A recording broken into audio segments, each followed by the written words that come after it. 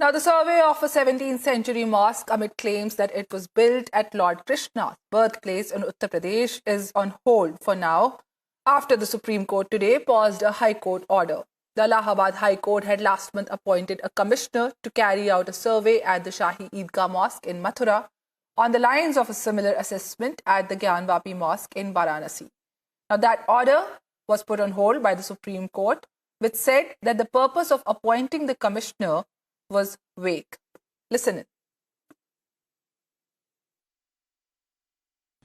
अगली तारीख पर हम लोग अब माननीय न्यायालय को बताएंगे कि 13.37 एकड़ जमीन श्री कृष्ण जन्मभूमि ट्रस्ट के नाम है। खसरे में, खतौनी में बिजली का बिल हम लोग जमा करते हैं, हमारी ट्रस्ट जमा करती है, टंकी का बिल हम लोग जमा करते हैं। इनके खिलाफ हमारी ट्रस्ट की शिकायत पर बिजली कटने का, कनेक्शन कटने का मुकदमा लगाया, 3 लाख का जुर्माना लगा, क्योंकि इनके पास कोई मालिकाना हक नहीं था। और सर्वे होना जरूरी है क्योंकि वहाँ मेरे भगवान विद्यमान है। वहाँ ओम नमो भगवते वासुदेवाय लिखा हुआ है, शंख है, हमारा ओम लगा हुआ है, सत्या बना हुआ है। अंतर यह है कि उल्टा सीधा है, क्योंकि पत्थर जब लगे तो मंदिर के थे। जब सर्वे होगा तो माननीय न्यायालय को पता चलेगा कि वहाँ क्या है, इनके अल्लाह का घर है या मेरे कान्हा का जन्मभूमि है। इसलिए सर्वे होना बहुत जरूरी है। हम लोग अपने तथ्य अगली तारीख पर रखेंगे और हमें उम्मीद है कि हिंदू पक्ष की जीत होगी, क्योंकि कान्हा की जंगी है, इनके पास एक भी कागज नहीं है। हम तो माननीय न्यायालय में, हाईकोर्ट में भी कहा है, एक कागज दिखा दे, हम अपना दावा वापस ले लेंगे।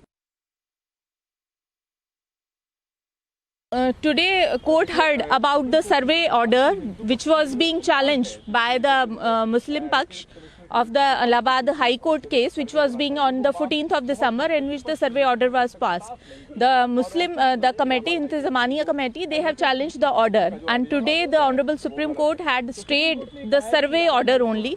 But even though they have not stayed the trial at the Honorable Allahabad High Court, that will continue. So basically, they have cited some sort of judgments, and there were some technical glitches.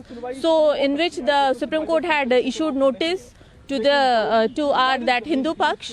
So in the next hearing we will just rectify it, and maybe our country is a constitutional following country, and certainly everyone have all the legal remedies to approach other higher courts. So they have just used that, and it doesn't mean that our rights are being stopped. Certainly it is open before the court, and the both of parties, they have time to just keep their views before the Honorable Court. The next date of hearing will be on 23rd of January, and let's see what happens in that.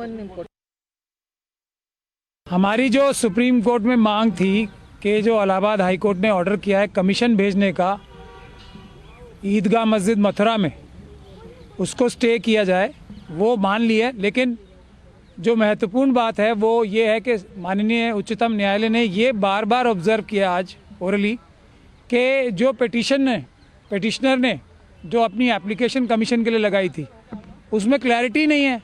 वो ये कह रही है कि prayer में जो prayer है वो आप अलाउ कर दें। तो इसके लिए काफ़ी जो ऑनरेबल सुप्रीम कोर्ट था वो काफ़ी चिंतित था इस बात के लिए कि किस प्रकार की एप्लीकेशन नीचे लगाई गई, जिसमें कोई डिटेल्स नहीं है, क्या चाहते हैं ये भी नहीं पता। मेरा ऐसा मानना है कि ये इसलिए है कि जो 50 साल तक एक इशू जो सेटल हो चुका था अदालत से, उसमें जो अपने आप को भक्त बताते हैं और नेक्स्ट बेस्ट फ्रेंड बताते हैं, वो 50 साल तक सोए रहे। फिर सडनली 2021 में उनकी एक बार आँख खुली, तो ये नींद से जाग के जो आँख खुली, मेरा ऐसा मानना है उसकी वजह से क्लैरिटी नहीं है इनको, और ये ऑब्लिक मोटिव से ये पिटीशन डाली गई है। बहुत सारे लोग अपनी राजनीति चमकाना चाहते हैं, बहुत सारे लोगों का क्रिमिनल बैकग्राउंड है जो पिटिशनर्स हैं इसमें, और बहुत ही सीरियस क्रिमिनल बैकग्राउंड है जिसमें रेप मर्डर के भी चार्जेस लगे हुए हैं बहुत सारे पिटिशनर्स पे। इसमें ऐसे पिटिशनर्स भी हैं, तो उनको क्लैरिटी क्या होगी? उनको तो अपना पैसा और दूसरे जो उनके राजनीतिक मकसद हैं वो है, इसलिए क्लैरिटी नहीं है। मैं ये कहना चाहता हूँ।